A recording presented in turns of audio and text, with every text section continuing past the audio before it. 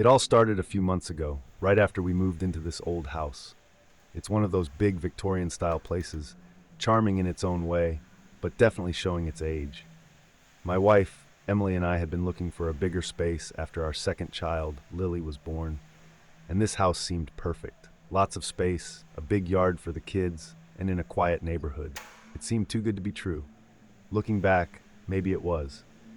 From the very first night, I noticed something strange. The house had a way of making sounds, little creaks and groans that I figured were just the result of its age. Old wood settles, right? But it wasn't just that. It was more than that. It was the stairs. Every night, around the same time, just after midnight, when the house was completely still, I'd hear footsteps, soft, deliberate footsteps going up and down the stairs. I thought it was just the house settling at first, wood expanding or something. But after a while, it became clear that it was more than that. These weren't random creaks. They had a rhythm to them, a pattern, like someone was walking up and down, pacing the length of the staircase. The first few nights, I tried to ignore it. I told myself it was nothing, just my imagination running wild. But after a week of hearing it every single night, I couldn't ignore it anymore. Emily hadn't noticed anything, and neither had the kids. They slept through the night without a problem. But for me, sleep became impossible. I'd lie in bed, wide awake, listening to those footsteps, waiting for them to stop. But they never did. Up and down, over and over again. One night, I decided to get up and check it out. I thought maybe, just maybe, it was something simple, like an old heating vent, or maybe even a draft making the house shift. I grabbed the flashlight from my nightstand and crept down the hallway, careful not to wake Emily or the kids. The house was quiet, almost unnervingly so.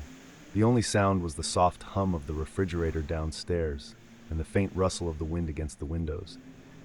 But as I got closer to the top of the stairs, I heard it again. The footsteps. They were louder now, clearer. They echoed up from the base of the staircase, slow and steady, as if someone were methodically walking up each step, one by one. I stopped at the top of the stairs, shining my flashlight down into the darkness. My heart was racing, my palms slick with sweat, but I didn't see anything. No one was there, just the empty staircase, illuminated by the beam of my flashlight. I stood there for a long time, listening, waiting for something to happen. But the footsteps had stopped. Everything was still. I must have stood there for 5, maybe 10 minutes, waiting for any sign of movement, but nothing happened. Eventually, I convinced myself that it was nothing. I went back to bed, but I couldn't shake the feeling that something was off. That was the beginning. Over the next few weeks, things got worse. The footsteps on the stairs became more frequent, louder, and they weren't just at night anymore. Sometimes during the day, I'd be in the living room with the kids and hear them, faint but unmistakable, like someone was walking up and down the stairs, just out of sight. At first, Emily thought I was being paranoid. She joked that it was probably the house's way of welcoming us, that I was just hearing things because I wasn't used to the old place yet. But then one night, she heard it too. We were sitting in bed reading when the footsteps started again. This time they were louder than ever, clear as day. Emily froze, her book slipping from her hands as she turned to look at me. "Do you hear that?" she whispered. I nodded, my throat tight with fear. It wasn't just me anymore. She heard it too. We sat there in silence, listening to the sound of those slow, deliberate footsteps. They started at the bottom of the stairs, rising steadily, one step at a time. But this time, something was different. The air in the room had changed. It was colder, heavier, like the atmosphere itself was pressing down on us. I grabbed the flashlight again, but Emily grabbed my arm. "Don't go," she said, her voice trembling. "Please." I hesitated. Everything in me wanted to get up, to check the stairs, to find some logical explanation for what we were hearing. But there was something in Emily's eyes, something I hadn't seen before. She was scared, and if she was scared, I had every reason to be. We sat there, paralyzed by the sound, until eventually the footsteps stopped. The house was quiet again, but the silence felt different now. Heavier, like it was filled with something we couldn't see. That night, neither of us slept. We stayed awake, lying there in the dark, listening for any sign of movement. But the footsteps didn't return, not that night at least. The next morning, I tried to convince myself that it was just an old house making noise. But Emily wasn't buying it anymore. She had heard what I heard. Something was wrong with the house. She didn't want to talk about it, but I could see it in her eyes. Every time we walked past the staircase, she'd glance at it just for a moment, as if she was expecting to see something, or someone, standing there. And then came the handprints. It was a Saturday morning. The kids were in the living room watching cartoons, and Emily and I were in the kitchen making breakfast. Everything seemed normal. But as I was pouring coffee, Lily came running into the kitchen, her eyes wide with excitement. "Daddy, come look," she said, grabbing my hand and tugging me toward the stairs. I followed her, not thinking much of it. She was 5. Everything was exciting at that age. But when we reached the bottom of the stairs, I stopped cold. There on the wooden railing were handprints. They were faint, but unmistakable. Small, pale handprints, as if someone had pressed their hands against the wood, leaving an imprint behind. The weirdest part? The handprints were too small to belong to an adult, but they were too big to be either of the kids. I knelt down, running my fingers over the marks. The wood felt cold to the touch, and for a brief moment I felt a chill run down my spine. Something wasn't right. Emily came over, her brow furrowed as she looked at the handprints. "What is that?" she asked, her voice hushed. "I don't know," I said, standing up. "Maybe the kids were playing." But before I could finish, Lily interrupted. "It wasn't me, Daddy," she said, her voice serious. "It was the white lady." My blood ran cold. Emily and I exchanged a look, our eyes wide with shock. "The white lady?" Emily asked, crouching down to Lily's level. "What do you mean, sweetheart?" Lily pointed to the top of the stairs. "She walks up and down at night. I saw her. She's looking for something." My heart pounded in my chest. I didn't know what to say. Lily was just a kid. Kids have active imaginations, right? But there was something about the way she said it, so matter of fact, so certain, that made me doubt everything I thought I knew. Emily pulled Lily into her arms, holding her close. "It's okay, baby," she said softly. "It's just a dream." But it wasn't a dream. It couldn't have been. I knew it, and I think deep down, Emily knew it too. That night, the footsteps returned. But this time, they didn't stop at the stairs. I woke up in the middle of the night to the sound of the floorboards creaking just outside our bedroom door. My heart was racing, and I could feel the cold sweat on my skin. I glanced over at Emily. She was fast asleep, her breathing slow and steady. But I couldn't ignore the sound. The footsteps were right outside the door. I reached for the flashlight, my hands shaking as I turned it on. The beam of light cut through the darkness, but the hallway was empty. There was nothing there. But then I felt it, a cold, sharp pressure on my arm, like fingers pressing into my skin. I looked down, and my blood turned to ice. There, on my arm, were handprints. Pale, translucent handprints, as if someone had grabbed me. I stumbled back, my heart pounding in my chest. The air in the room felt thick, suffocating, and I could hear the faint sound of whispers, too low to make out but unmistakable. They were all around me, circling, closing in. I ran to the window, throwing it open and gasping for air, trying to shake the terror that had wrapped itself around me like a vice. But even as I stood there, feeling the cool night breeze on my face, I knew the truth. We weren't alone in this house. Whatever was walking up and down those stairs, whatever had left those handprints, it was real. And it was getting closer. The next morning I showed Emily the marks on my arm. She didn't say anything. She didn't have to. The look in her eyes said it all. She believed me. We packed up our things that day, took the kids, and left the house. We never went back. I don't know what it was that haunted those stairs, what had left its mark on me and my family. But I do know one thing. Some things aren't meant to be explained. Some things are better left behind, buried in the past, where they belong. But even now, months later, I still wake up in the middle of the night, half expecting to hear those footsteps on the stairs, that soft, steady rhythm echoing through the house. And every now and then, I still feel it, that cold pressure on my skin, like fingers pressing into my arm, as if the white figure is still watching, still waiting.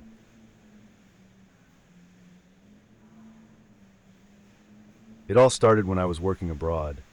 I had been sent to this factory in a small, rural town, along with a few others from my country. We lived together in this old 3-story house that the company provided.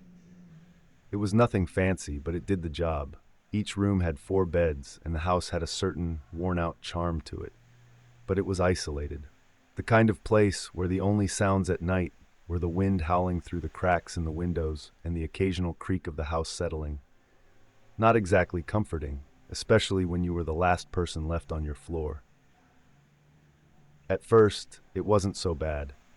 We were all in high spirits, excited to be in a new country, trying to get used to our work and the new environment.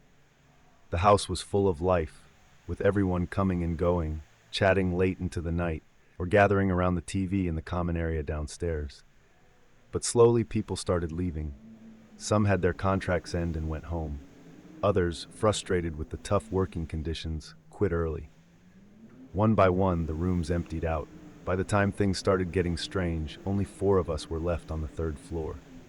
The other floors were completely abandoned. The day it happened, I was already feeling a little uneasy. It was early autumn, and the air had a sharp bite to it that cut right through the thin walls of the house. The days were getting shorter, and the darkness outside felt heavier. The wind had picked up, making the old wooden house groan like it was alive, like it was breathing. And I hated being alone on the top floor.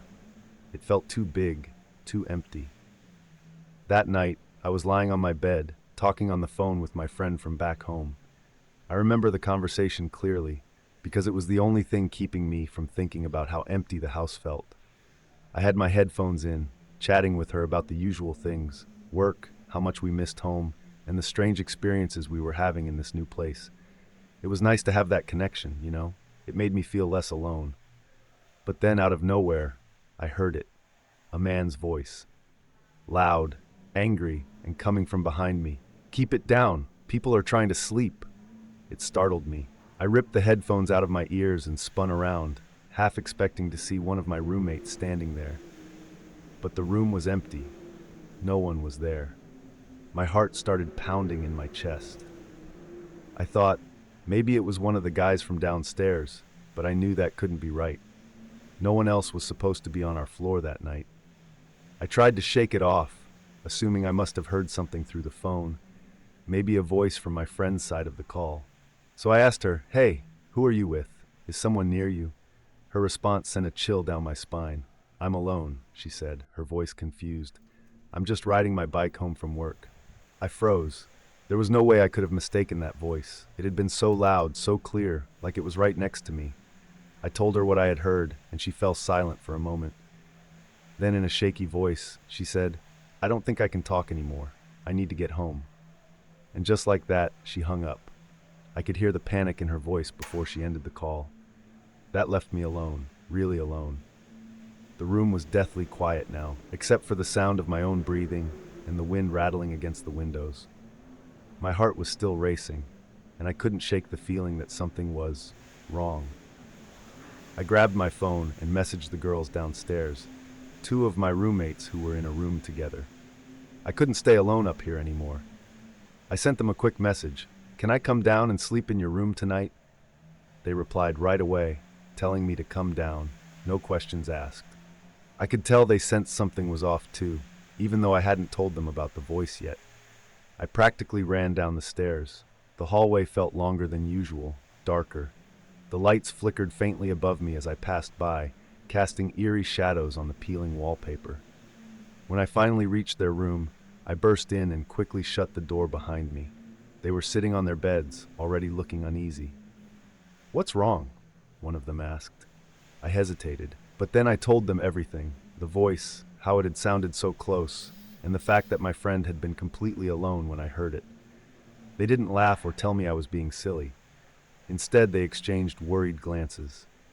The house had been giving us all the creeps lately, and it seemed like none of us had wanted to admit it until now. We decided to leave the lights on that night, just in case. But as the hours dragged on, the uneasiness didn't go away. It grew worse. The light didn't feel comforting anymore. It felt like a weak barrier against something we couldn't see, something lurking just outside the range of the lamps. The wind outside picked up again, howling through the gaps in the window frames. I lay there, staring at the ceiling, trying to will myself to fall asleep, but my mind wouldn't shut off. Every creak of the floor, every gust of wind, it all felt like it was closing in on us. I must have drifted off at some point, but I wasn't asleep for long. Something woke me up. It wasn't a sound, exactly, more like a feeling. The room had grown colder, unnaturally cold. My breath hitched in my throat, and as I lay there, blinking in the dim light, I realized I couldn't move. It was as if my body was frozen in place, my limbs heavy and useless. And that's when I saw him. At first I thought I was imagining it, a shadow, low to the ground, just beyond my feet. I blinked again, trying to shake the fog from my brain, but it didn't go away. It was a man in dark clothes, sitting at the foot of the bed. His back was to me, but I could see the outline of his figure. And that's when I saw him. At first, I thought I was imagining it, a shadow, low to the ground, just beyond my feet. I blinked again, trying to shake the fog from my brain, but it didn't go away. It was a man in dark clothes, sitting at the foot of the bed. His back was to me, but I could see the outline of his figure. He was hunched over slightly, his shoulders slouched, and he was wearing a baseball cap, the brim pulled low over his face. I stared, my heart pounding so hard I could hear the blood rushing in my ears. He wasn't moving, wasn't making a sound, he was just sitting there, watching us. I tried to scream, but my voice caught in my throat. I couldn't make a sound. My body wouldn't respond. I was paralyzed with fear, my eyes locked on the figure at the foot of the bed. And then slowly, he started to turn. I couldn't see his face. Thank God, I couldn't see his face, but I could feel him looking at me. His presence felt oppressive, like a weight pressing down on my chest. The room grew colder, and for a moment I thought I might pass out. Finally, I forced myself to move. It felt like breaking free from chains. I sat up, gasping for air, my body shaking uncontrollably. The man was gone. Just like that, vanished. The room was empty, except for me and my roommates, who were still fast asleep, completely unaware of what had just happened. I shook them awake, desperate to tell them what I'd seen, but by then, my voice was hoarse, and all I could manage was a whisper. They could tell something had terrified me, though, and we sat there for the rest of the night, huddled together, waiting for the first light of dawn. The next morning, we packed our things and left the house. We didn't tell anyone else what had happened. What could we say?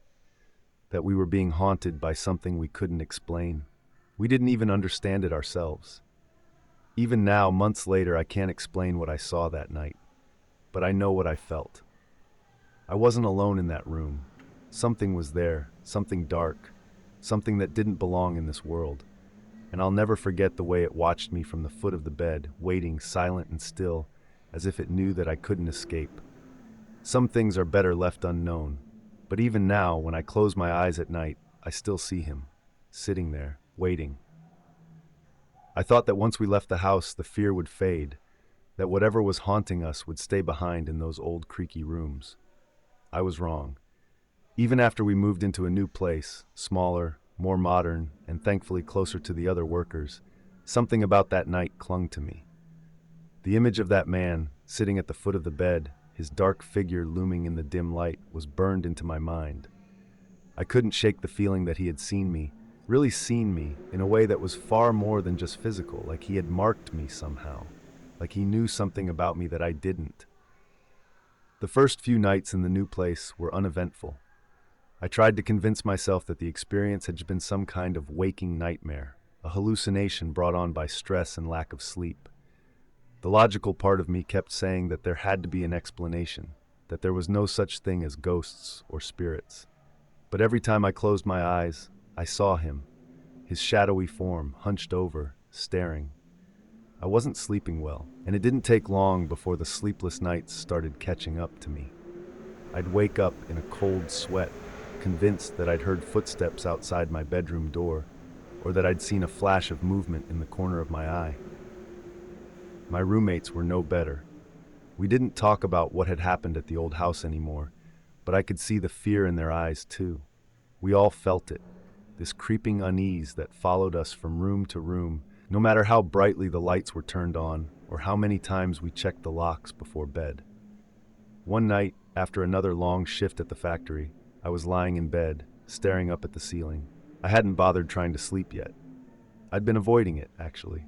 Every time I tried, I felt this weight settle over me, like something was just waiting for me to let my guard down. But that night, something was different. It was just after midnight, around the same time it always happened in the old house, when I heard it. At first it was faint, almost like the wind, but then it grew louder. Footsteps. Slow, deliberate footsteps, just like before. The sound of someone walking down the hallway outside my room. I sat up in bed, my heart racing. The footsteps stopped, and for a moment everything was silent again. My roommates were both asleep, their soft breathing the only thing breaking the stillness of the room. But I knew what I had heard. I wasn't imagining it. Suddenly, there was a knock at the door. 3 short, sharp raps. I froze. My first instinct was to ignore it, to pretend I hadn't heard anything. But then the knocking came again, this time louder, more insistent. I didn't want to move. Every part of me screamed to stay in bed, to pull the covers over my head and pretend none of this was happening. But something about that knocking, it was almost like a challenge. Like whatever was on the other side of that door was daring me to open it. I slipped out of bed as quietly as I could, careful not to wake my roommates. My bare feet were cold against the wooden floor as I crept toward the door.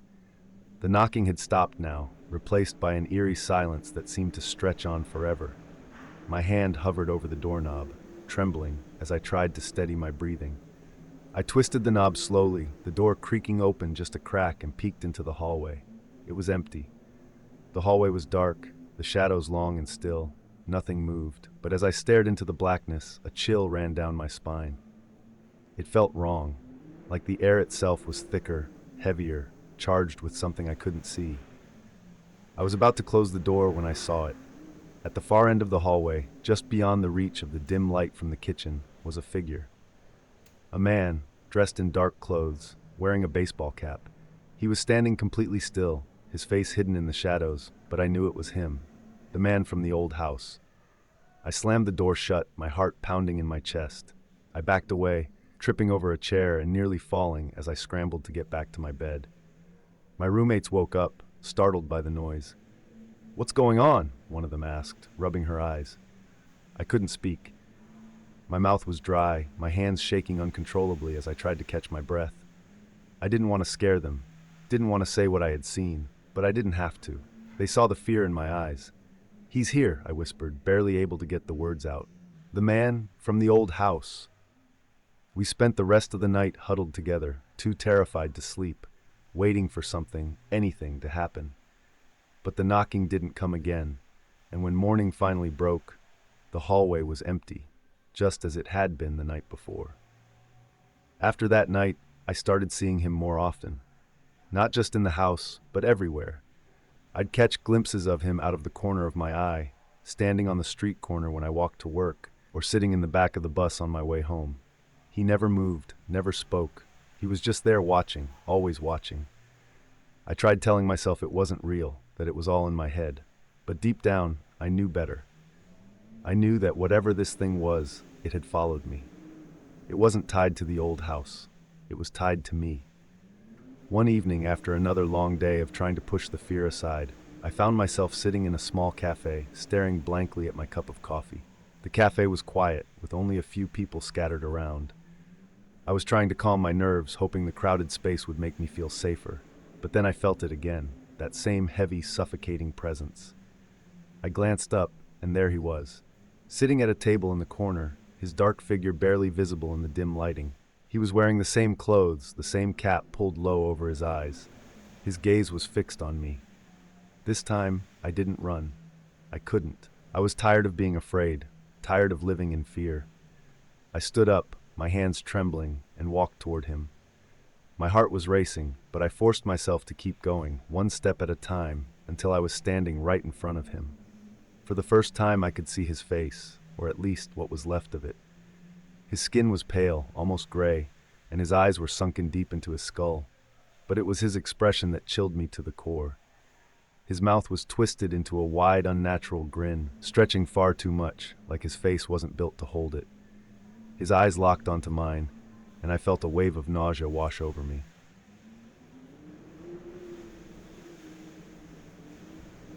I've always been a pretty rational person. You know the type. Logical, skeptical, not easily spooked. but there's one night I'll never forget. It was the night I realized that some fears can't be explained by logic. The night something changed in me.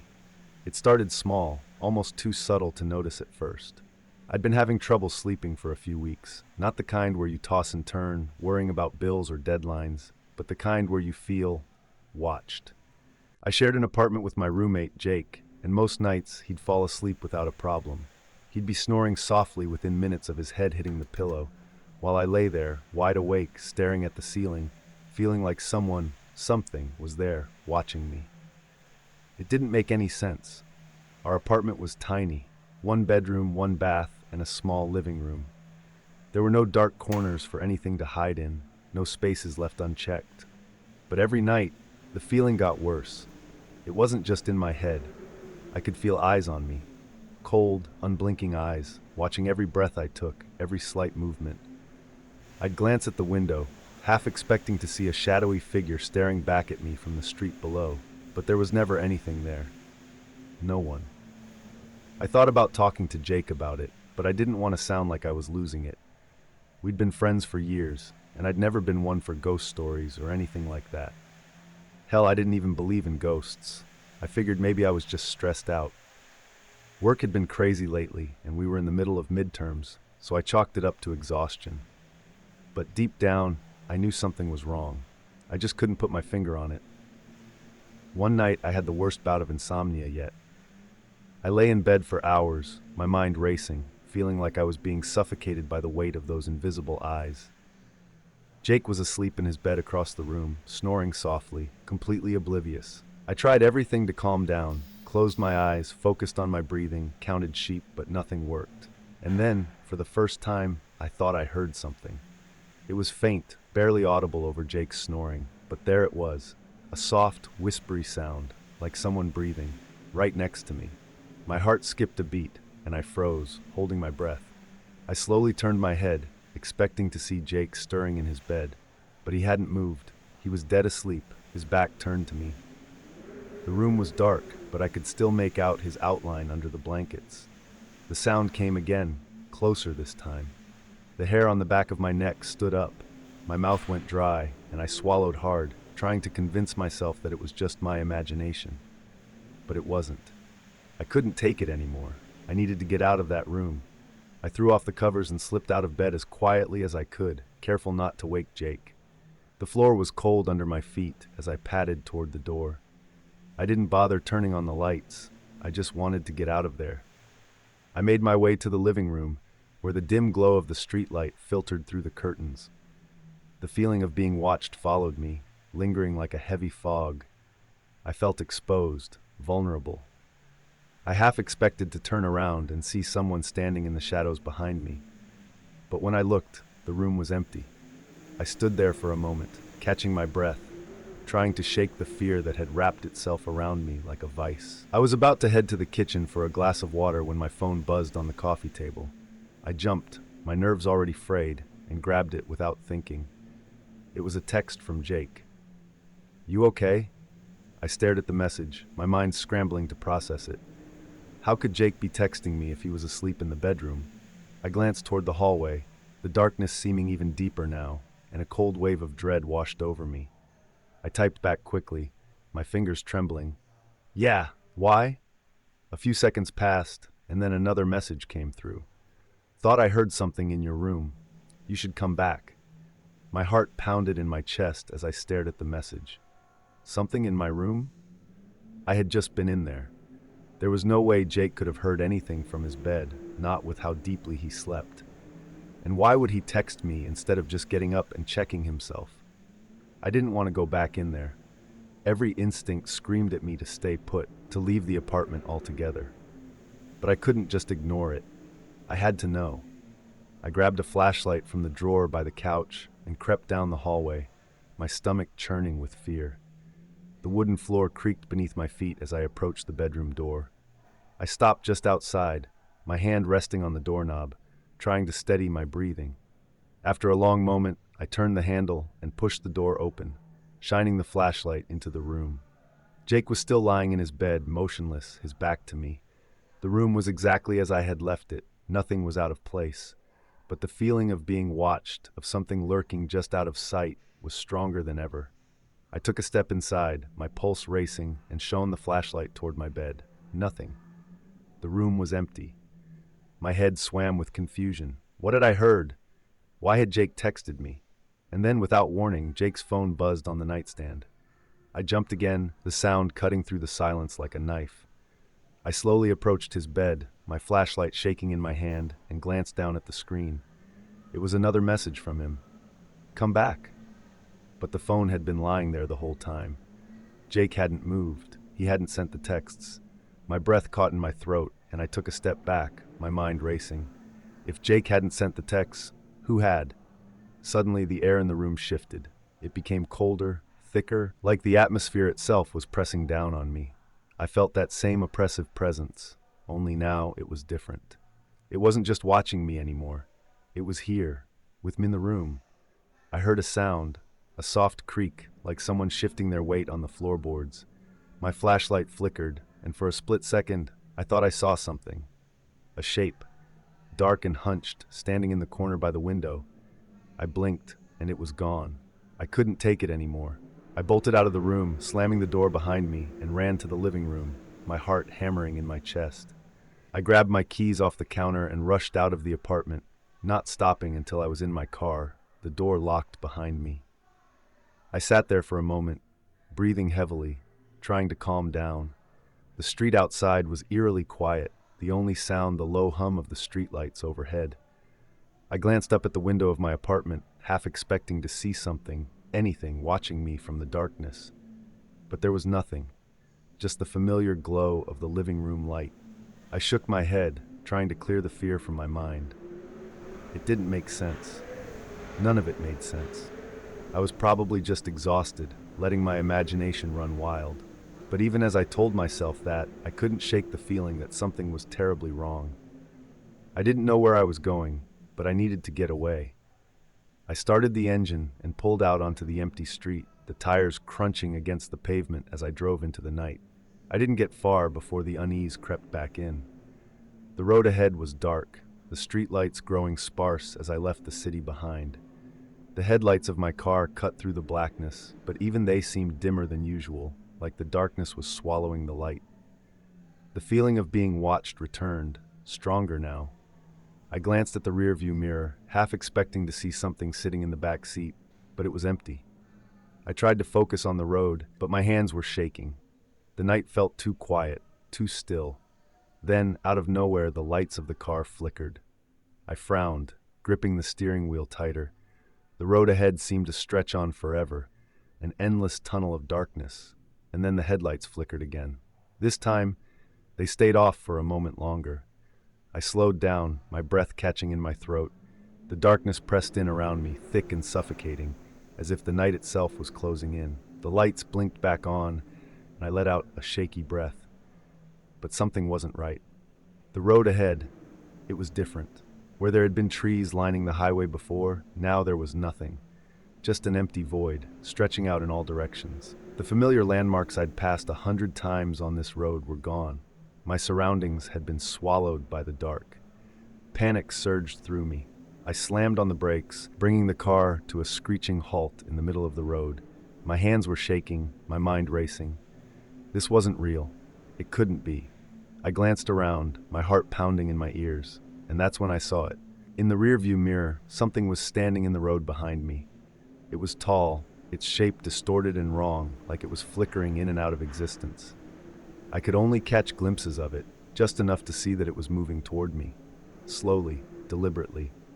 The headlights flickered again, and for a split second, the figure was gone. Then the lights came back on, and it was closer. Much closer. I slammed my foot on the gas, the tires squealing as the car lurched forward. My heart raced as I sped down the road, the dark figure disappearing into the blackness behind me.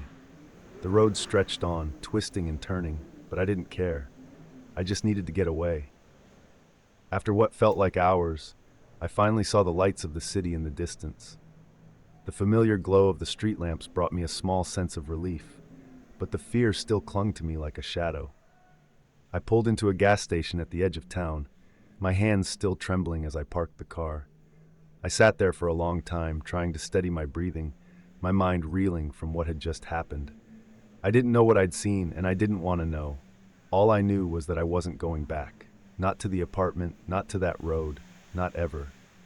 But even now, as I sit here telling you this, I can't shake the feeling that somewhere out there in the dark, it's still watching me.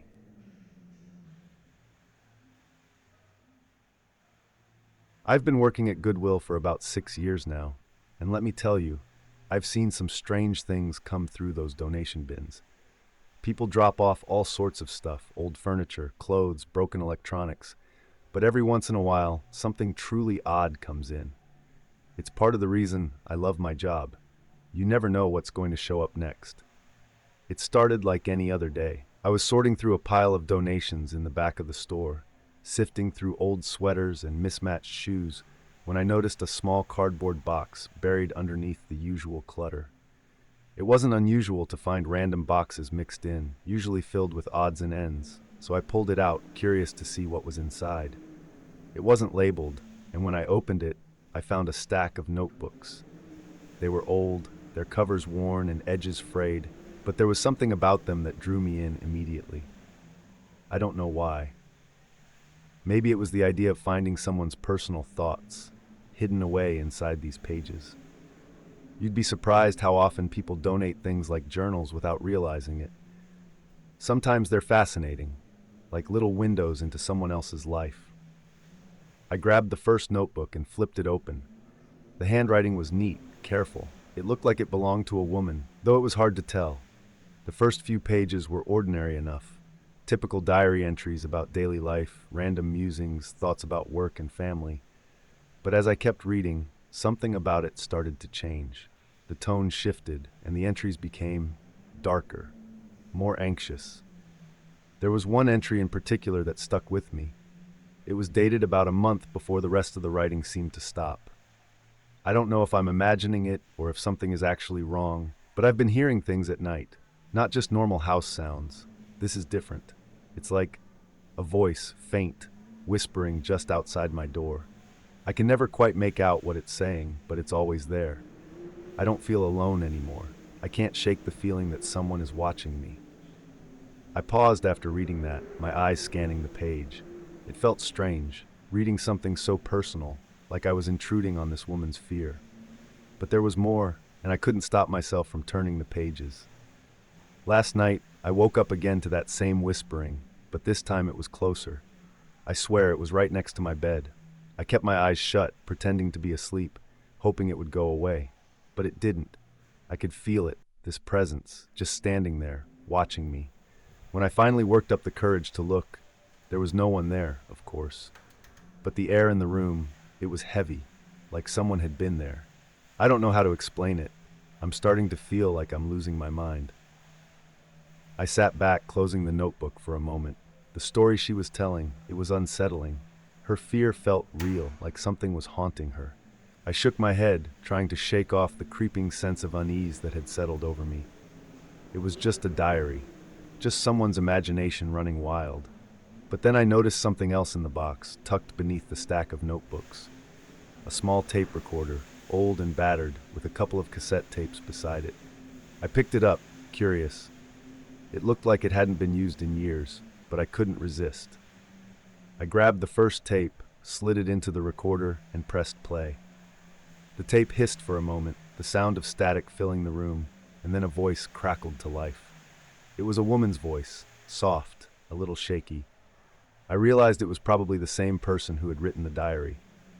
"I don't know if this is going to help," the voice said, "but I need to document this somehow. I need proof that it's happening, that I'm not imagining things." I leaned forward, holding the recorder closer to my ear. Her voice had a sense of urgency, like she was desperate for someone to believe her. "It happened again last night," she continued. "I heard the whispering, but this time it was clearer. I don't know what it said exactly, but it was definitely a voice. And there was something else. A shadow. I saw it, out of the corner of my eye. It moved past my bedroom door, but when I looked, there was no one there." The tape clicked off suddenly, cutting her off. I sat there for a moment, staring at the recorder, my heart racing. I hadn't expected it to be so unsettling. It felt too real, too vivid. I wasn't sure if I wanted to keep listening, but something about the way she spoke, it drew me in. I played the next tape. The static crackled again and her voice returned, shakier this time. I know it's not in my head. It's real. It's here. I can feel it. Every night it gets closer. I don't know what it wants, but I'm starting to think it's trying to get inside. Inside me. I felt a chill run down my spine. Her voice was different now, more panicked, more afraid. And then, as if to confirm the growing tension, I heard something else on the tape. A faint noise in the background, so soft I almost missed it. It sounded like whispering. I stopped the tape, my hands trembling slightly. This was ridiculous, I told myself. It was just an old recording, probably a prank or someone playing with their own paranoia. But despite that, I couldn't shake the feeling that something was wrong. I decided to check the last notebook, hoping it would give me some answers. I flipped through the pages quickly until I found the most recent entry. It's not just at night anymore. I'm hearing the whispers during the day too. They're following me. I tried recording it, but every time I listen to the tapes, it sounds like it's not just a voice, it's something else. I don't think I'm going to make another recording. I'm too scared of what I'll hear. That was the last entry. There was nothing else. I should have left it there. I should have put the box away, chalked it up to someone's overactive imagination. But I couldn't. I had to know more. I picked up the last tape and pressed play. At first there was nothing, just the usual hiss of static. Then I heard her voice again, but this time it was faint, like she was far away from the microphone. I don't know how much longer I can do this, she whispered.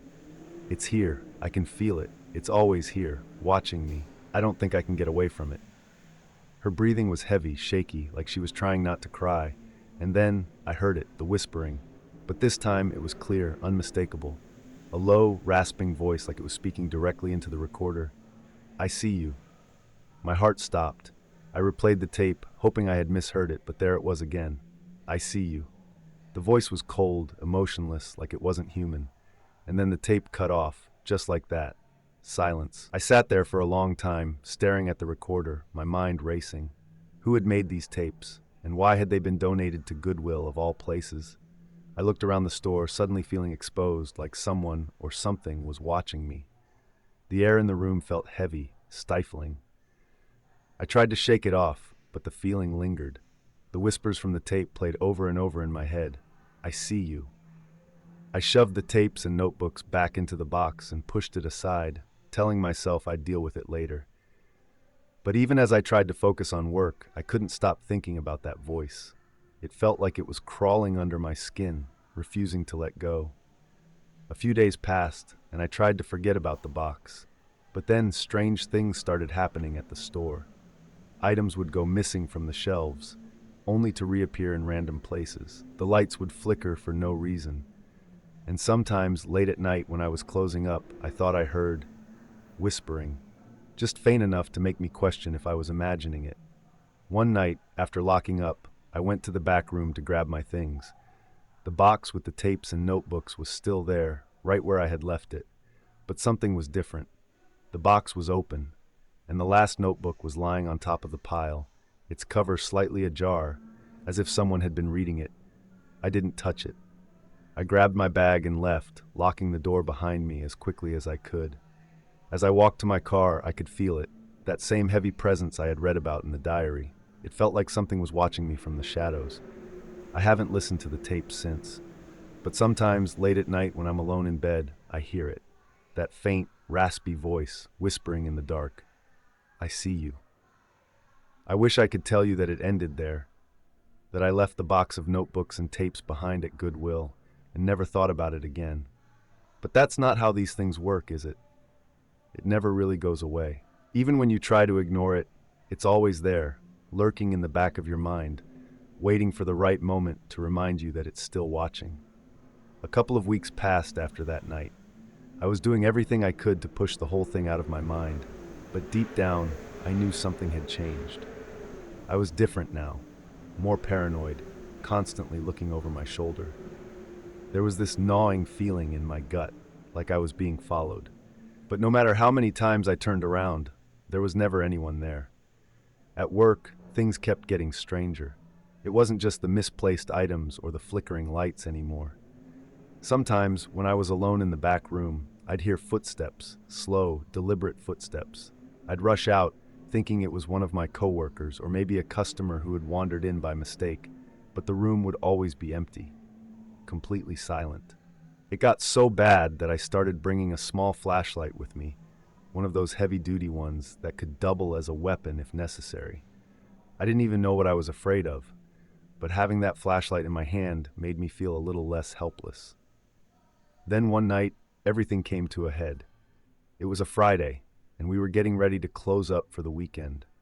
Most of the staff had already left, and it was just me and Julie, the assistant manager, finishing the last bit of paperwork. I remember it was unusually quiet in the store that night. Even the street outside seemed still, like the world was holding its breath. Julie was in the office, counting the till, while I was in the back, straightening up the donation area. I had almost forgotten about the box of notebooks and tapes by then. It had been pushed off to the side, buried under a pile of other donations. But as I was sorting through the new arrivals, I heard it again. That sound. Whispers. At first I thought it was my imagination. I hadn't heard anything strange for a while, and I'd convinced myself that maybe I had just been too jumpy before. But this was different. This time, it wasn't faint. It was clear, like someone was standing right behind me, whispering directly into my ear. "I see you." I froze. My heart was pounding so hard I could hear it in my ears. Slowly I turned around, expecting to see, I don't know what. A customer? One of my coworkers playing a prank? But there was nothing, just the cold, empty room. But then I noticed something. The box, the one with the notebooks and tapes. It was sitting in the middle of the floor, wide open, like someone had dragged it out from under the pile of donations. I hadn't touched it in weeks. I stared at it, my hands trembling, my mind racing. This didn't make any sense. I took a step closer, my feet moving on their own, like I was being pulled toward it. I didn't want to look inside, but something deep inside me, a morbid curiosity maybe, forced me to. The first thing I noticed was the notebook on top. It wasn't the same one I had seen before. This one was different, newer. The cover was blank, no name, no markings, just an ordinary black notebook. But when I picked it up, it felt wrong, heavier than it should have been. I flipped it open. The handwriting wasn't neat and careful like the other entries. It was frantic, messy, scrawled across the page in a way that made my skin crawl. "You shouldn't have listened." That was the first line. "You shouldn't have let it in." I slammed the notebook shut, my breath coming in short, panicked gasps. This couldn't be happening. It didn't make sense. Someone had to be playing a joke on me. That was the only explanation. But then, just as I was about to drop the notebook and leave, the lights flickered. The temperature in the room plummeted, and I felt it, the heavy, suffocating presence that I'd been trying so hard to ignore. It was here. Whatever had been haunting the woman in those tapes, whatever had whispered to her in the dead of night, it was here with me now. I heard footsteps behind me, slow, deliberate. I spun around, shining my flashlight into the dark corners of the room. The beam of light cut through the shadows, but there was nothing there, no one. And yet, I wasn't alone. I could feel it, this cold, dark thing watching me, breathing down my neck. The whispers were louder now, filling the room, wrapping around me like a thick fog. "I see you. I see you. I'm here." I backed away, my body trembling, my hands gripping the flashlight so tightly my knuckles turned white. I needed to get out of there. Now. I ran. I don't even remember making it to the front of the store, but suddenly I was there, standing in the doorway, breathless and shaking. Julie was still in the office, oblivious to everything that had just happened. I could hear her humming to herself, counting the last of the cash. "Julie," I called, my voice shaky and weak. "We need to go." She didn't hear me. I took a step toward the office when the lights went out. Everything plunged into darkness. I froze, my heart hammering in my chest. I could still hear Julie humming in the office, but it sounded different, distant, warped, like it was coming from the other end of a long tunnel. And then from the darkness behind me, I heard it again. "I see you." My flashlight flickered, and for the briefest second, I saw it. A shadow, tall and hunched, standing at the far end of the aisle, just outside the glow of the flashlight. Its face, I don't know how to describe it. It was twisted, wrong, like it wasn't fully formed, like it was shifting and changing right before my eyes. But the eyes, I remember the eyes, cold, empty, and staring right at me. The flashlight went out, total darkness. I screamed. I don't remember what I said, but I know I screamed and I ran, crashing through the front door, my legs moving faster than I thought possible. I didn't stop until I was outside, gasping for breath, my body drenched in sweat despite the cold night air. I didn't wait for Julie. I didn't look back. I just ran to my car, fumbling with the keys, my hands shaking so badly I could barely get the door unlocked. When I finally did, I jumped in and locked the doors, my heart still pounding in my chest. I sat there for a long time, trying to calm myself down, trying to make sense of what had just happened. But I couldn't. None of it made sense. It was impossible. I don't know how long I sat there before I finally worked up the courage to start the car. I drove home in a daze, my mind racing, replaying the events of the night over and over again. When I finally pulled into my driveway, I let out a long, shaky breath. I was safe. I was home. But as I reached for the door handle, I noticed something. There, sitting on the passenger seat, was the black notebook, the one I had left behind at Goodwill. I stared at it, my blood turning to ice, and then from the darkness of the car I heard the whisper, "I see you."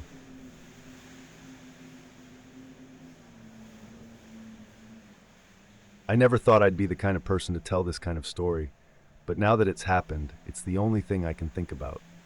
It's the kind of thing you hear about on the news, or maybe read about in some crime thriller. You don't think it'll happen to you, not to your family, but it did.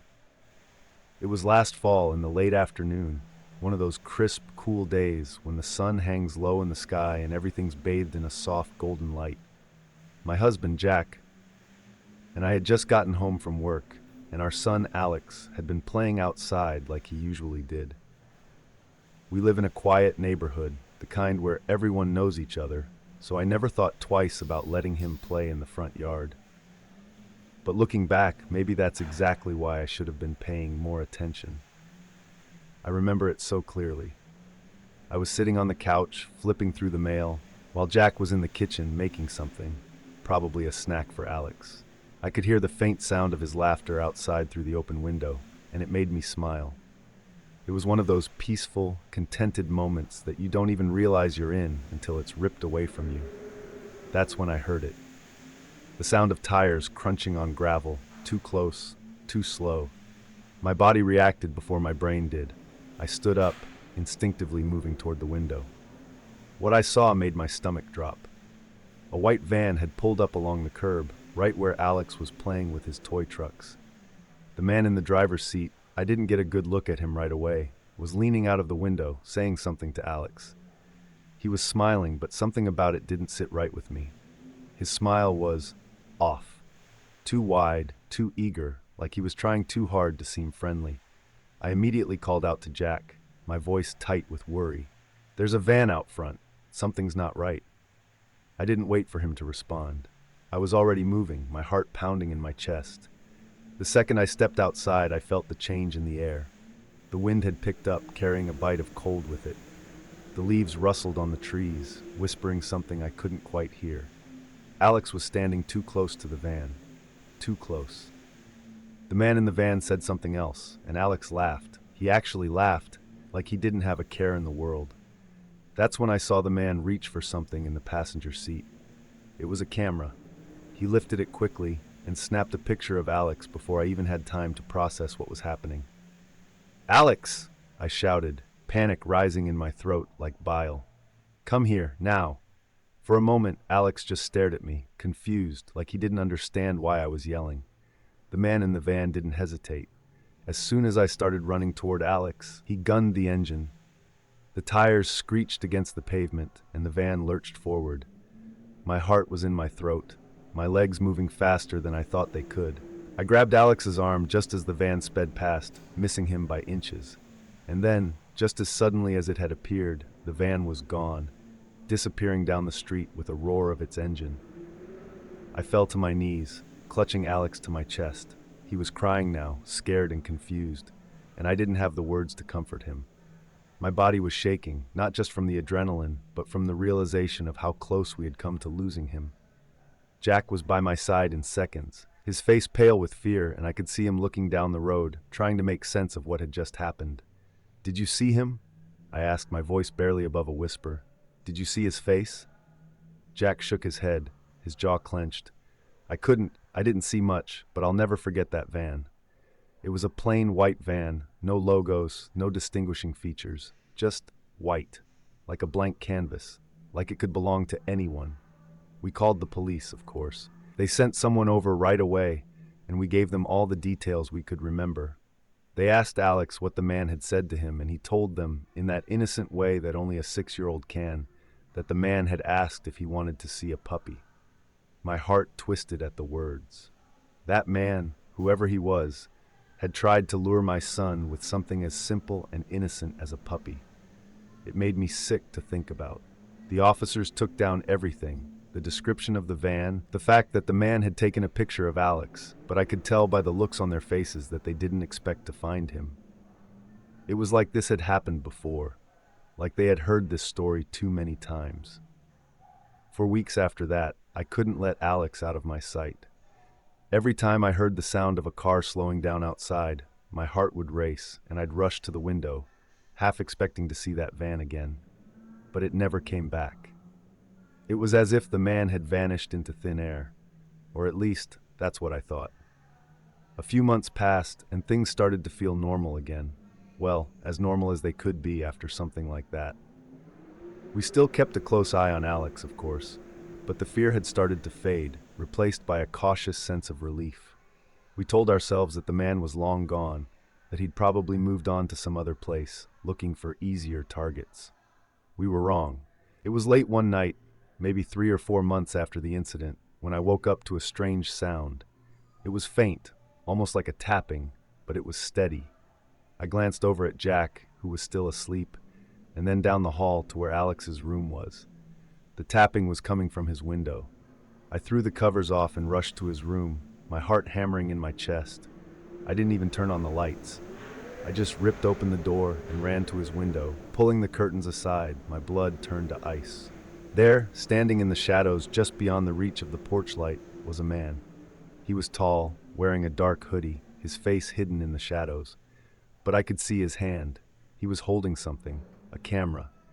I watched, frozen in place, as he raised it and snapped another picture. The flash lit up the darkness for a brief second, and then he was gone, disappearing into the night before I could even scream. I don't remember what happened after that. I must have screamed, because Jack came running and we called the police again. But they didn't find anything. No footprints, no sign of forced entry, nothing. It was like he had never been there. But I knew what I had seen. I knew that he had come back, that he had been watching us all this time. We moved shortly after that. We couldn't stay there anymore, not with the constant fear hanging over us like a storm cloud. We never found out who he was or why he did what he did. The police said they'd keep looking, but I could tell they didn't have much hope. To this day, I can't shake the feeling that he's still out there, watching, waiting.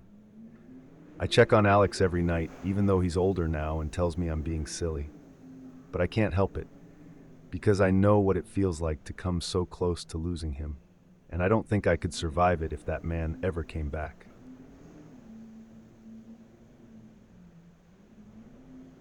I remember it like it happened yesterday, even though it's been years now. I was stationed in Arizona at the time, border territory, middle of nowhere. My unit had just wrapped up fighting a wildfire that had been burning for days. It was the kind of blaze that leaves you drained, physically, mentally, and emotionally. I was exhausted, more than I'd ever been in my life.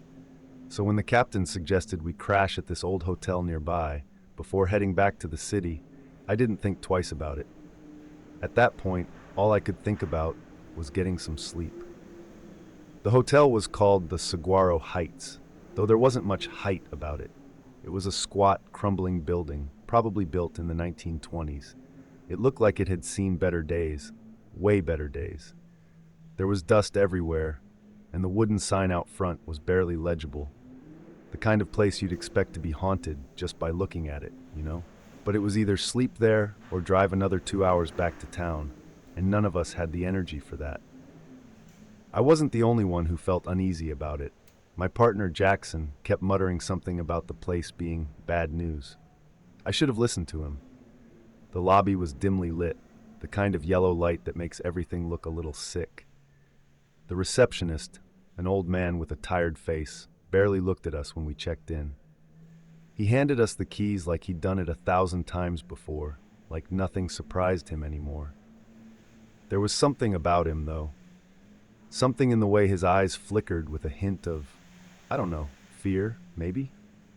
The rooms were on the second floor. We had 2 rooms for the 5 of us. The captain and Jackson took one, and I ended up in the other room with a couple of the rookies, Lily and Marcus. It was the kind of room you'd expect in a hotel like that. Thin walls, creaky floorboards, and an old, musty smell that clung to everything. The bed looked like it had been there for 50 years, the mattress sagging in the middle. I didn't care, though. I was too tired to care. But the minute I walked into that room, something felt off. You know that feeling you get when you're being watched? It was like that, only stronger. Almost oppressive, like the air itself was watching me. I tried to shake it off, telling myself I was just overtired, that my mind was playing tricks on me. Lily and Marcus crashed right away, but I couldn't sleep. I lay in bed, staring up at the cracked ceiling, listening to the wind howling outside. The window rattled every few minutes, and the walls creaked like they were settling. Every time I started to drift off, something would jolt me awake. A sound, or maybe it was just the feeling of eyes on me. At one point, I could have sworn I heard footsteps in the hallway, slow and deliberate, like someone was pacing just outside the door. I told myself it was one of the guys going to the bathroom or something, but I knew that wasn't true. The footsteps were too deliberate, too slow, like someone was waiting for something. I sat up in bed, listening, heart racing in my chest, but when I finally worked up the nerve to open the door, nothing. The hallway was empty, and the other rooms were silent. I tried to shake it off, went back to bed, but the feeling just wouldn't go away.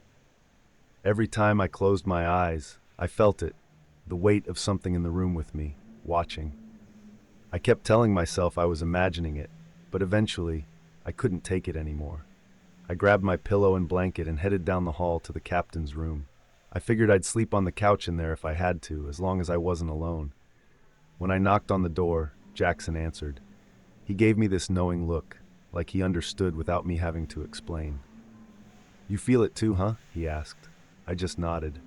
He stepped aside, letting me in, and pointed to the worn-out couch near the window. I was grateful for the company, even though it didn't make me feel much safer. Something about that hotel, something about the way the wind howled outside and the way the walls seemed to close in on you, it just felt wrong. I lay down on the couch, pulling the blanket tight around me. The room was cold, colder than it should have been, considering it was Arizona. The wind outside had picked up, and every now and then, it sounded like it was whispering against the windows. I closed my eyes, trying to block it all out, but sleep wouldn't come. That's when I heard it again. The footsteps. Only this time, they weren't in the hallway. They were in the room. At first, I thought it was Jackson or the captain, but when I opened my eyes, they were both asleep. Jackson was snoring softly, and the captain was out cold in the bed. But the footsteps continued, slow and heavy, moving across the floor, closer and closer to where I was lying. My heart was pounding in my chest, but I didn't dare move. I didn't want whatever it was to know I was awake. The sound stopped just as suddenly as it had started, and the room fell into an eerie silence. I lay there, frozen, listening for any sign of movement. For a long time, there was nothing, just the wind and the distant creaking of the building. I thought maybe it had been my imagination, maybe I was just too tired, and my mind was playing tricks on me. But then I heard it again. This time, it was a soft whisper. At first, I couldn't make out what it was saying, but as it grew louder, the words became clearer. "You shouldn't be here." The voice was low, raspy, like someone trying to speak through a mouthful of dust. It sent chills down my spine. I sat up slowly, glancing around the room, but there was no one there. The captain and Jackson were still asleep, oblivious to the sound. I felt a cold breeze sweep through the room, even though the windows were closed. It was like the air itself had turned icy, biting at my skin. The whisper came again, this time closer, like it was right next to me. "You shouldn't be here." I bolted off the couch, heart racing. I didn't know what to do. I didn't want to wake the others. They wouldn't believe me anyway. But I couldn't stay in that room any longer. I grabbed my stuff and ran, heading back to the lobby. The old man at the front desk was still there, sitting in the same spot he'd been when we checked in. His eyes followed me as I approached, but he didn't say a word. I hesitated for a moment, unsure of what to say. I wanted to tell him what I'd heard, what I'd felt, but something stopped me. There was something about the way he looked at me, like he already knew, like he'd heard it all before. Instead, I just asked him if there was another room I could switch to, somewhere away from whatever that was. He didn't answer right away, just stared at me with those tired eyes. Finally, he nodded, pulling a key from the drawer and sliding it across the desk. "Room 109, he said quietly. "Down the hall, first floor." I took the key and headed down the hallway, glancing over my shoulder as I went. The air felt heavy, oppressive, like the walls were closing in on me. Room 109 was at the far end of the hall, tucked away in a corner. The door creaked as I pushed it open, and the musty smell hit me like a wall. The room was dark, even darker than the others, with only a faint sliver of moonlight coming through the broken blinds. I stepped inside, hesitating for a moment before closing the door behind me. The room was cold, colder than the rest of the hotel. My breath came out in small, visible puffs, and the hairs on the back of my neck stood on end. I tried to tell myself it was just an old, drafty building, but deep down, I knew that wasn't it. Something was wrong with this place. I set my bag down on the bed and sat on the edge, my hands shaking. I didn't want to close my eyes, didn't want to sleep, but I was so tired. My body ached from the fire, from the sleepless nights, and before I knew it, I was lying down, pulling the covers up over me. That's when I felt it, the presence. It wasn't just a feeling this time, it was real. Something was in the room with me. I opened my eyes slowly, afraid of what I might see. At first, there was nothing, just the same dark room, the same cracked walls. But then I saw it. In the corner where the shadows were darkest, something was moving. It was tall, impossibly tall, its body hunched over like it didn't fit in the room. Its limbs were long and thin, almost skeletal, and its skin was stretched tight over its bones. I couldn't see its face, but I could feel its eyes on me, cold and empty.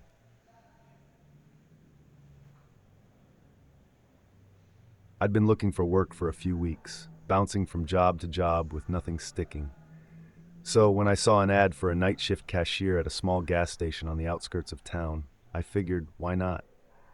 The place was called Twilight Gas and Go, and it wasn't far from where I lived. The hours were perfect, and the pay wasn't great, but I was desperate. The interview was weird, though. I remember sitting across from the manager, this guy named Dale. He was older, probably in his 60s, with graying hair and a nervous twitch in his left eye. Dale didn't really ask me anything about my experience. Instead, he just handed me a clipboard with a list of rules on it and asked, "You think you can follow these?" I thought it was odd, but I didn't care. A job's a job, right? The rules were straightforward at first, but then they got strange. Really strange. Do not leave the station between 10 p.m. and 6 a.m. Do not answer any knocks on the doors after midnight. If a customer enters wearing entirely red, avoid making eye contact. If the phone rings between 1 a.m. and 2 a.m., let it ring. If you hear footsteps on the roof, do not go outside to investigate. What's with these rules? I remember asking Dale, half laughing. I thought he was messing with me, trying to freak me out. His expression didn't change. Just follow them and you'll be fine. That should have been a red flag, but I was young and broke, so I took the job. My first shift started a few days later. The gas station was exactly what you'd expect. Small, run down, and almost always empty. We were miles away from the nearest town, and most of our business came from long-haul truckers or the occasional car passing through in the dead of night. I clocked in at 10 p.m., and the first few hours were uneventful. I restocked some shelves, swept the floor, and tried to keep myself busy. Around midnight, I sat behind the counter, staring out the window at the flickering neon twilight sign. The wind outside howled, pushing the trees back and forth like skeletons in the darkness. I kept glancing at the clock, thinking about those rules. It all seemed silly. I mean, seriously, who wouldn't answer the door if someone knocked? And what was with the no eye contact thing? Around 12:30, I heard it, the knock. 3 slow, deliberate knocks on the glass door at the front of the station. I froze. The station was empty. No one had pulled up to the pumps. I hadn't heard a car. But there it was, a soft knocking that seemed to echo through the station. For a second, I thought about ignoring it, but curiosity got the best of me. I leaned over the counter, peeking toward the door. Through the dim light of the store and the glare from the neon sign, I could just make out a figure standing outside. A man, maybe wearing a dark coat and a wide-brimmed hat. The knock came again, louder this time. My throat went dry. I stepped closer to the door, heart pounding in my chest. As I reached for the handle, I remembered the rule: do not answer any knocks after midnight. I stopped cold, hand inches from the door. My brain was screaming at me to open it, to see what the hell this guy wanted, but something about the way he stood there, unmoving, his face obscured by the shadow of his hat, made my skin crawl. Instead, I backed away, slowly, and returned to the counter. The knocking continued for what felt like hours, though it was probably only a few minutes. Finally, it stopped. When I looked up again, the figure was gone.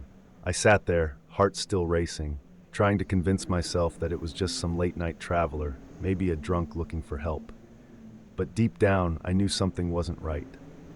The next hour passed in uneasy silence. I kept glancing at the clock, waiting for something else to happen. And then, at exactly 1:15 a.m., the phone rang. I stared at it, frozen. The old rotary phone behind the counter looked like it hadn't been touched in years. It was covered in dust, and the receiver was frayed. But there it was, ringing. If the phone rings between 1 a.m. and 2 a.m., let it ring. I didn't move. The ringing continued, steady and persistent, each shrill note sending a chill down my spine. I wanted to pick it up, just to stop the noise, but something deep in my gut told me not to. Finally, after what felt like an eternity, it stopped. The silence that followed was worse than the ringing. My ears buzzed, and every small noise in the gas station felt amplified. The hum of the fluorescent lights, the creak of the floorboards under my feet, the wind whistling through the cracks in the door. That's when I heard the footsteps. At first, I thought they were coming from outside, maybe a stray animal or something. But no, these were heavy, deliberate footsteps, like someone was walking back and forth on the roof. I didn't know what to do.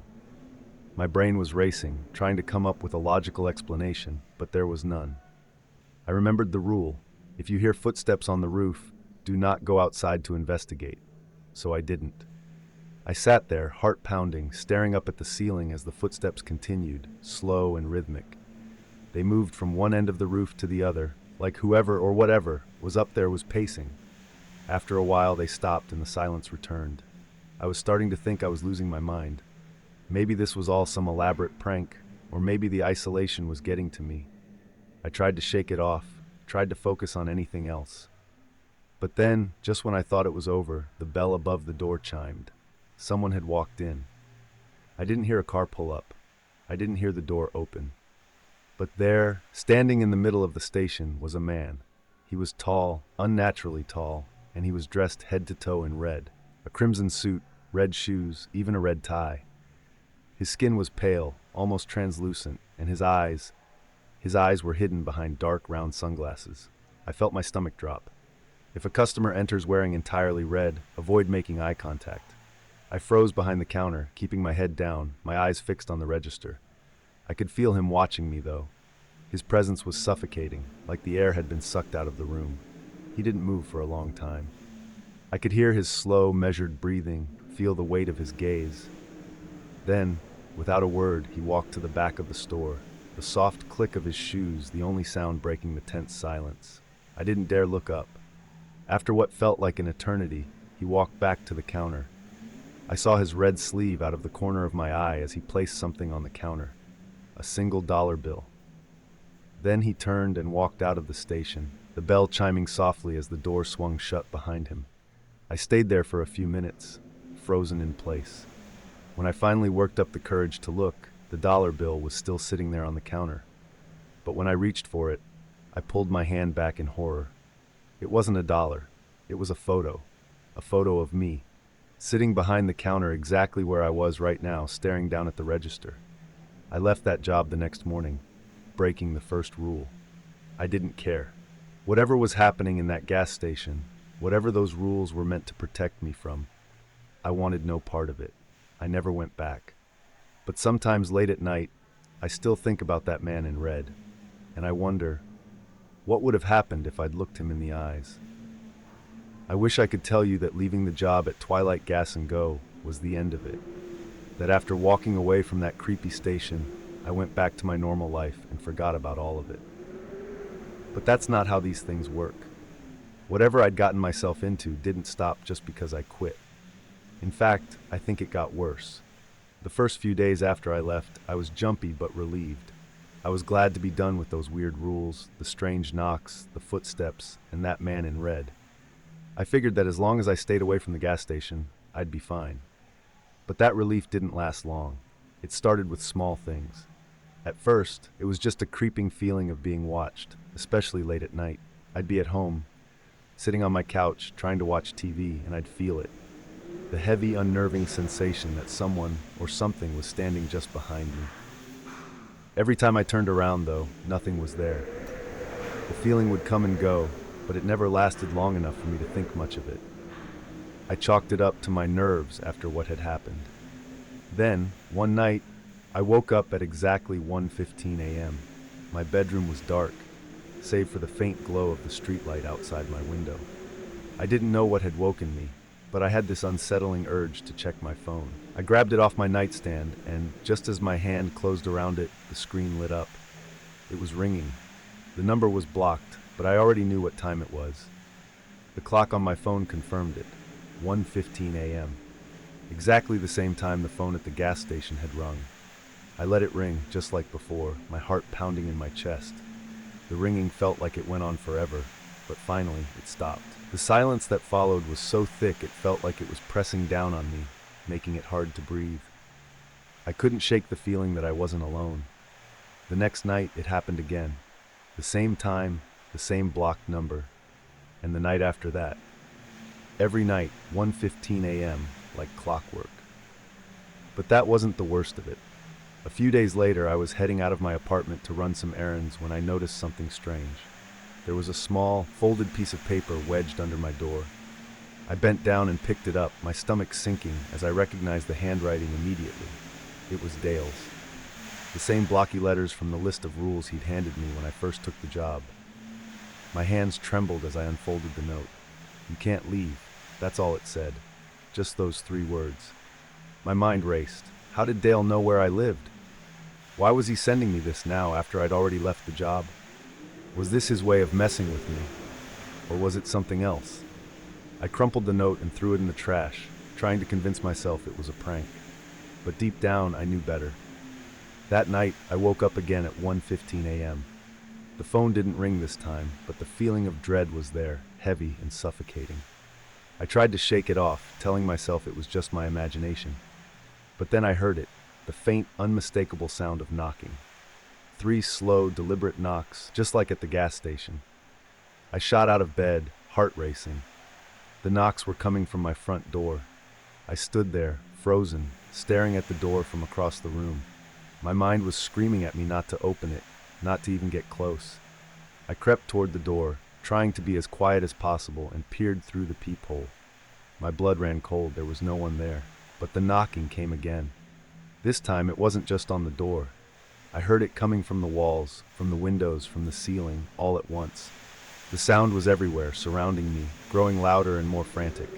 I stumbled back, my heart hammering in my chest, and then it stopped.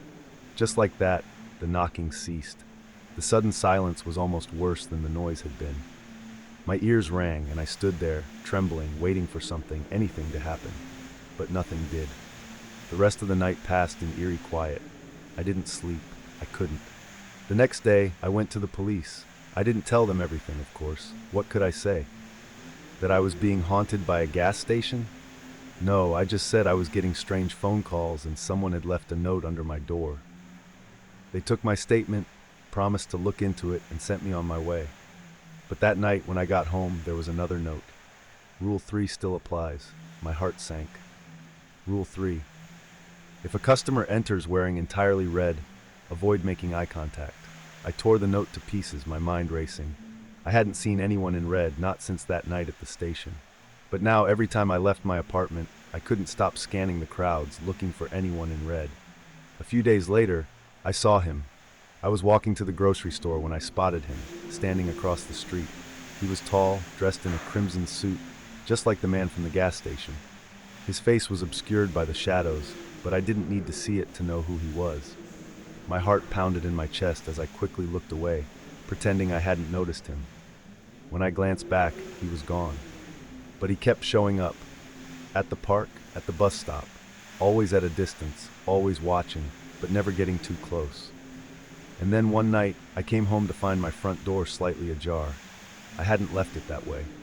My stomach dropped as I stepped inside, my hands shaking as I reached for the light switch. The apartment was eerily silent. I crept through each room, checking closets, corners, anywhere someone could be hiding. But nothing was out of place. Everything was exactly as I'd left it. Except for one thing.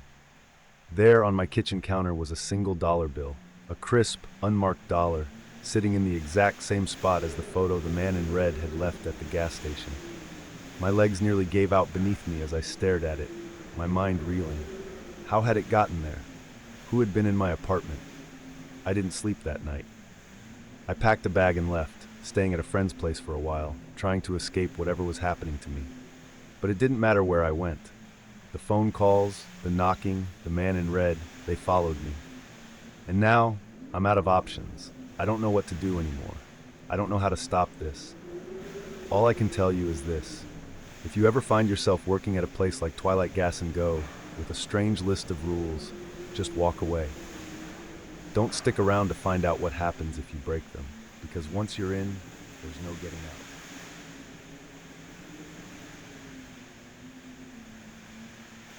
It was a regular weekday night, just me at home.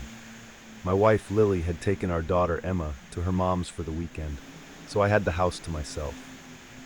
I remember thinking it'd be a good chance to catch up on some work, maybe binge a few shows, just relax.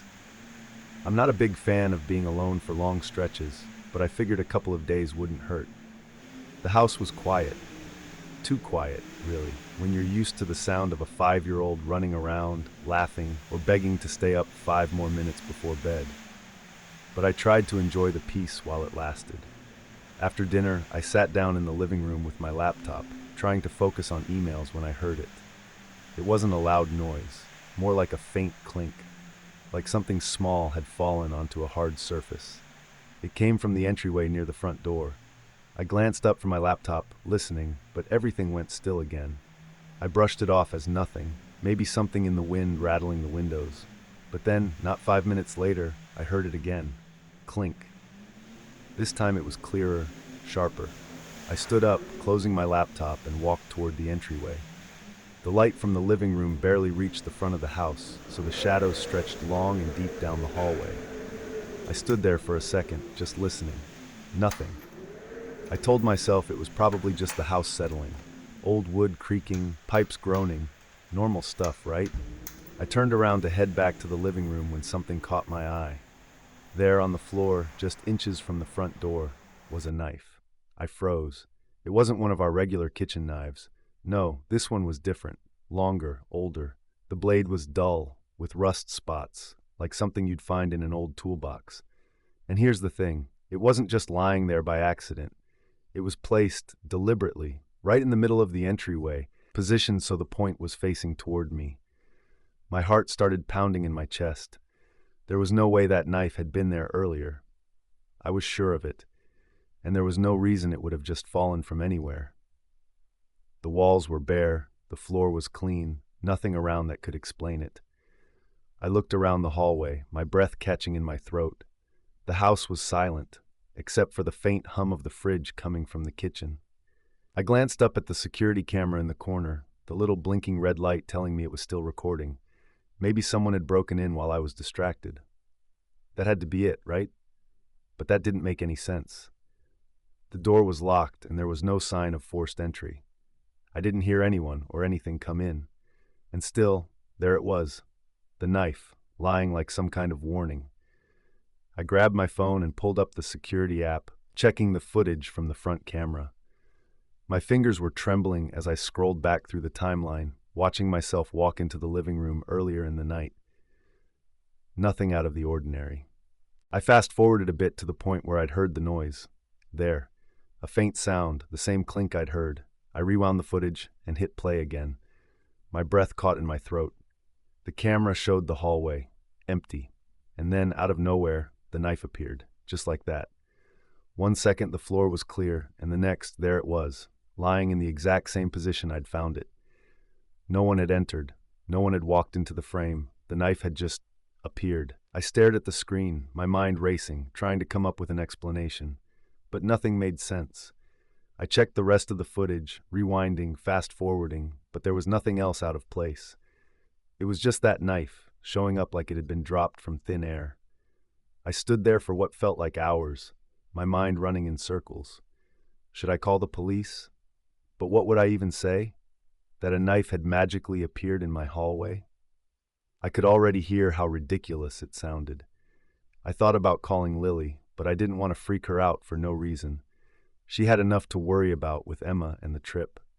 So I did the only thing I could think of. I put the knife in the drawer, locked the front door, and tried to forget about it. But I couldn't shake the feeling that something wasn't right. That night, I barely slept. Every creak of the house felt too loud. Every shadow seemed too long. I kept thinking about that knife, replaying the footage in my head. But eventually, exhaustion won, and I drifted off. The next morning, I tried to laugh it off. Maybe it was some weird trick of the light. Maybe I'd been tired and didn't notice the knife lying there before. But deep down, I knew that wasn't true. I was trying to put it out of my mind when the next thing happened. It was the middle of the afternoon. I was in the kitchen, making a sandwich when I heard Emma's toy start talking. You know those toys that have a button, and they say things like, "Hello," or "Let's play," in those high-pitched, cheerful voices? Well, Emma had this stuffed bunny that she loved. She'd carry it everywhere, and it would talk when you pressed its belly. But this time, no one was pressing it. It was sitting on the couch in the living room, across from the kitchen, when it suddenly said, "I see you." I dropped the butter knife, my heart racing. That wasn't something it usually said. I'd heard that bunny talk 1,000 times, and "I see you" was not one of its programmed phrases. I walked into the living room slowly, staring at the bunny, half expecting it to say something else. But it just sat there, silent and still, its glassy eyes staring straight ahead. I picked it up, turning it over in my hands, looking for any sign that it had malfunctioned. But there was nothing wrong with it. I pressed the button on its belly. "Let's play," it chirped in its usual voice. I dropped it back onto the couch, my pulse still racing. Something was wrong. First the knife, and now this. But why? What was happening? That night I couldn't take it anymore. I called Lily. I didn't tell her everything, but I mentioned the bunny, saying it had been acting weird. She laughed it off, said it was probably just a glitch. Maybe Emma had pressed a button I hadn't noticed. But I could tell she wasn't convinced. Neither was I. Then the final straw came. It was late again, around 10 p.m. I was getting ready for bed when I heard the doorbell ring. My stomach dropped. I hadn't been expecting anyone, and by that point, I was already on edge. I walked to the front door, my hand hovering over the knob. I glanced through the peephole. Nothing. The front porch was empty, the streetlights casting long shadows across the driveway. I opened the door cautiously, stepping out onto the porch. That's when I saw it. Another knife. This one was newer, cleaner, and even sharper than the last. It was lying right in the middle of the welcome mat, perfectly positioned, pointing toward the door. I stepped back, a chill running down my spine. Whoever or whatever was doing this, they were getting closer. I slammed the door shut, locked it, and called the police. I told them everything, about the knives, about the bunny, about the weird noises. They came, looked around, but of course, they didn't find anything. No fingerprints, no signs of forced entry, nothing. When they left, they told me to keep an eye on things and call them if anything else happened. But I could tell they didn't really believe me. I didn't blame them. It sounded insane. But that night, as I lay in bed listening to every creak and groan of the house, I knew that something or someone was trying to communicate with me, and I had no idea what it wanted. Lily and Emma came home the next day, and I tried to act like everything was normal, but it wasn't. I never told them about the second knife or the fact that the bunny had said "I see you again" while they were gone. I didn't want to scare them, but I knew deep down that whatever was happening